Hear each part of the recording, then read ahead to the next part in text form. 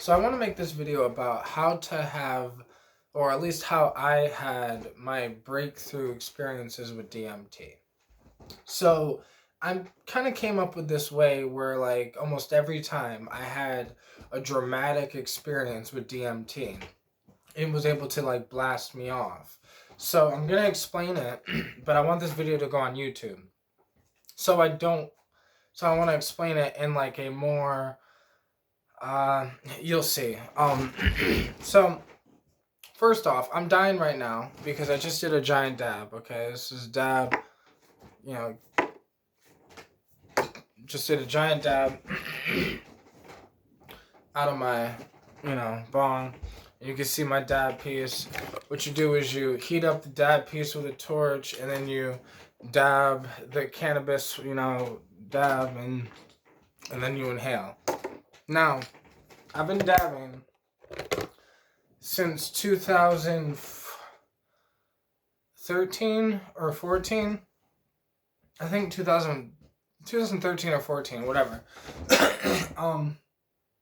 And dabbing at first was very harsh, but like before dabbing, like I already was doing bongs and and before dabbing, I already did this thing that I'm getting ready to show you. When my bong broke or whatever, and I didn't have much weed, and I realized you can get higher if you can inhale more weed at once. So when no bong, I would take a 2-liter, okay, cut it with some scissors at the thing. You can see how there's a line. Tape a bread bag inside of it. Okay, on the inside though, because you cut the bottom off, you put it on the inside, and then you duct tape the bag to the bottom of it so it's airtight. So when you pull, it suctions. You put a hole, like you carve a hole in the top to put a weed bowl, like I had like a metal weed bowl that it just goes in and out of a bong. It was a metal piece. So I put that in the top, and then I had this thing that you pull the bag and it would suck the smoke into the bottle. Okay? Now, with that thing, they call it an anti-gravity bong, but or some people call it a lung. But that is what I prefer to smoke DMT out of. And what I do is I'll put a small amount of weed at the bottom, and then DMT, and then a small amount of weed at the top. And then I'll basically do it so it's like a one-hitter thing. You pull the whole thing in one hit, and then you inhale it all. And because I practice with dabbing, I'm already used to extremely harsh hits, extremely, one giant dab. Like, we would just fuck around, try to experiment with how much wax we could take in one hit, and just completely kill our lungs and completely kill, whatever. But by doing that, it kind of prepared me for killing my lungs with the DMT.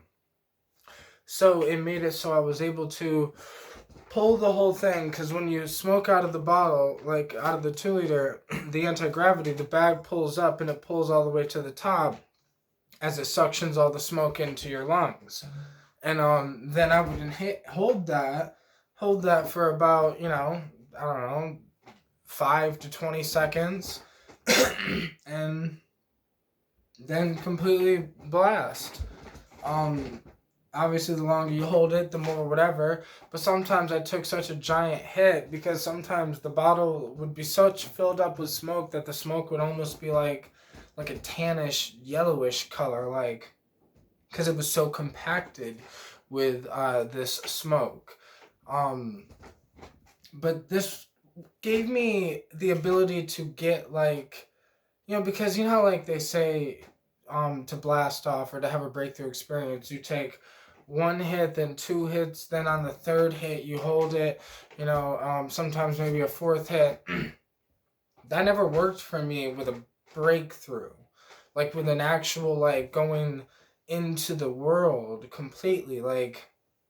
Every time I got immersed into the world. It was always the anti-gravity, and it was always me just holding it, boom, blasting. Because you get like 4 or 5, you can get 6, 7 hits of DMT in one go if you can train your lungs enough to handle that harsh of like smoke. But because I dab cannabis extract all the time, right? And back then it wasn't this pure. Like back in the day, the cannabis extract I was smoking wasn't that pure, so that shit was a little dirty, a little more harsh, a little whatever. But I don't know. It helped me a lot though with learning how to just handle the harshness of the DMT, and it just trained my lungs. It trained me for being able to uh, do that thing, because it is like I've realized it really is about getting as much DMT smoke in you in as little of time as possible. That's why the 3 hit thing never worked for me, because it's always like one, and then you gotta hold that, and then you gotta do it again, and it's like you gotta hold each hit, but it's like as you're holding each hit, time is passing, and it's just like when you smoke cannabis, doing a dab is so much different than just smoking a joint. Or smoking a bowl. You take 3 hits out of a bowl, or you take 3 hits out of a bong. You're gonna have a different high, because the bong, you're getting more smoke in you at one time. And I really think that's why I prefer the 2 liter. But like my friend, my friend James, the dude I originally would smoke DMT with back in the day, like he was one of the first people I smoked DMT with. And we would just blast off together, like but we would go in, and then I remember one time, like years later, we meet up, we smoke DMT again, but I didn't have the bottle, or I didn't have any. I guess I just didn't have everything. Maybe I didn't have any tape or something.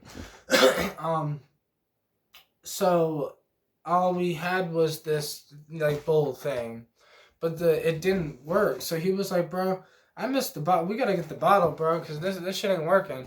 And it's working. Like it was working for people. Everything was whatever, but working as in like we was used to like just taking the bottle and healing and completely like just it was like it was pretty dope. But those trips are like where you just kind of gotta trust it and let go to it and like whatever, because you already inhaled so much smoke, there ain't no going back until it's over. So like I don't know, those trips taught me how to let go and all that. And that was all before I ever did mushrooms or LSD or any of the plants and herbs, or really like anything else. But yeah, it's how I learned how to maneuver with DMT is like the first time smoking it, figuring out, okay, well, I'd rather try to get more in at once so I don't have to keep trying to go back, because of how it affects you. Like you take a hit and it's like you don't really want to hit it again. You just want to lay back. Like, you know. So I'd like to just get it all in one. But to do that, it requires you to train your lungs. So I had to train my lungs. And subconsciously, I was training my lungs until I did DMT. And then consciously, I realized this is what Terrence McKenna meant. Like, he said something about the hash smokers who have leather lungs are going to be able to smoke DMT easier. Like, I'm paraphrasing, but like, I get what he meant. That's what he means. Because the people who smoked hash were different than the people who smoked weed. Because if you're smoking hash, it's a little more harsh. But I mean, even if you're smoking weed, like it's still, you're preparing your lungs for the harshness of something. But now that dabs exist and you could dab, whatever, that's like the harshest. But I feel like that prepared my lungs more for anything, and it gave me leather lungs to be able to smoke the DMT and take so much in at once and like hold it and like, because like I've seen people try to, you know, because at one point that's all I had was the you know, anti-gravity. So that's what I was giving people DMT sessions with. And like if that's why I was like, man, this shit's gonna blast everyone off. But I didn't even think about it back then. But it, you know, some people they kind of coughed it up because like, you know, it's pretty harsh. There's a lot of smoke at once. But yeah, I don't know. That's just my preferred method to smoke DMT. It's what I did for like hundreds of DMT trips. It's what worked for me. And I've tried dabbing it. I've tried like smoking it so many different ways, but that has always been the way that just gets me there. But yeah, thank you guys for watching. Appreciate y'all. And I will see you in the next video.